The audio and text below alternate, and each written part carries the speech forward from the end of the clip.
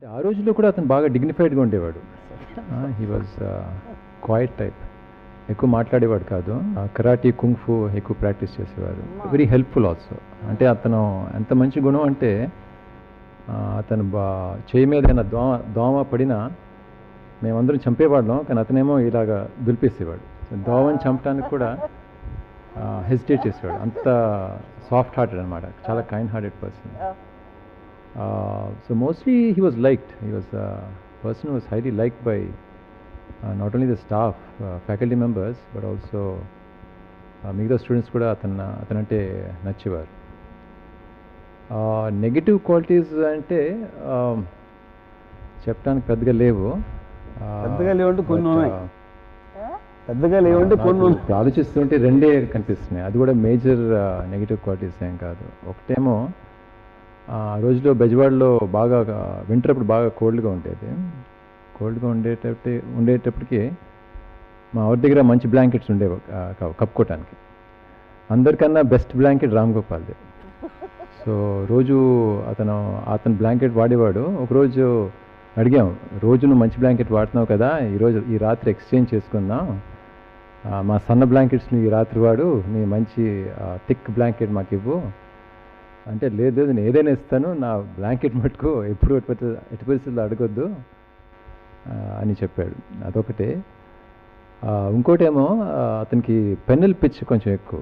అంటే మాకు గదిలో ఏమైనా పెన్స్ ఉంటే అతని దగ్గర సరిపడి పెన్స్ తీసుకెళ్ళిపోయేవాడు. అంటే అది దొంగతనం అని కాదు, అతనికి మోజు ఎక్కువ. పెన్స్ అంటే మోజు. ఇదంతా జోక్గా తయారైందంటే రామ్ గోపాల్ వస్తాడంటే అందరు పెన్నులు దాచేసుకోండి, తాళం పెట్టేసుకోండి అనేవాళ్ళు. Use to read also mostly novels, not many deep books, mostly James Hardy Chase, Mattresses Circle by Robert Ludlum. So that is what he used to read.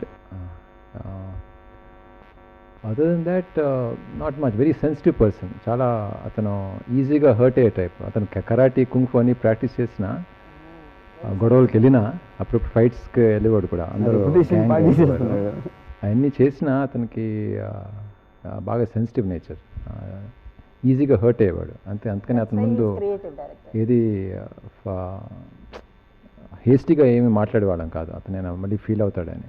అతనితో క్లోజ్గా ఉండాలంటే అంత ఈజీ కాదు. ఎందుకంటే అతను ఆ రోజుల్లో చాలా కోపం కూడా ఫాస్ట్గా వచ్చేది అతనికి. అందుకనే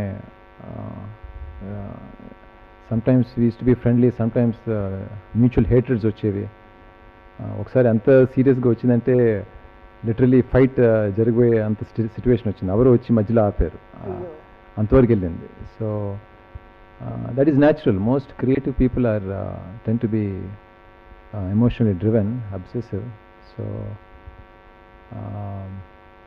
So that is not something that I condemn. I hope he still has that fire in him, because as you grow older, వయసు వచ్చే కొద్దీ 19 years 20 years ఉన్న ఐడియలిజము, ఆ ఫైర్ మెయింటైన్ చేయడం కష్టం. ఎందుకంటే తెలిసిన కొలీగ్స్, ఆ రోజుల్లో తెలిసిన కొలీగ్స్ చాలామంది ఇప్పుడు సెటిల్ అయిపోయి ఉన్నారు.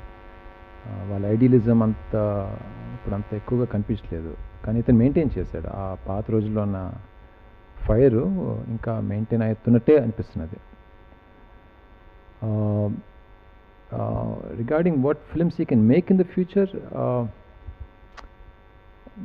I mean, he has the ability to make really deep movies, I'm sure about that.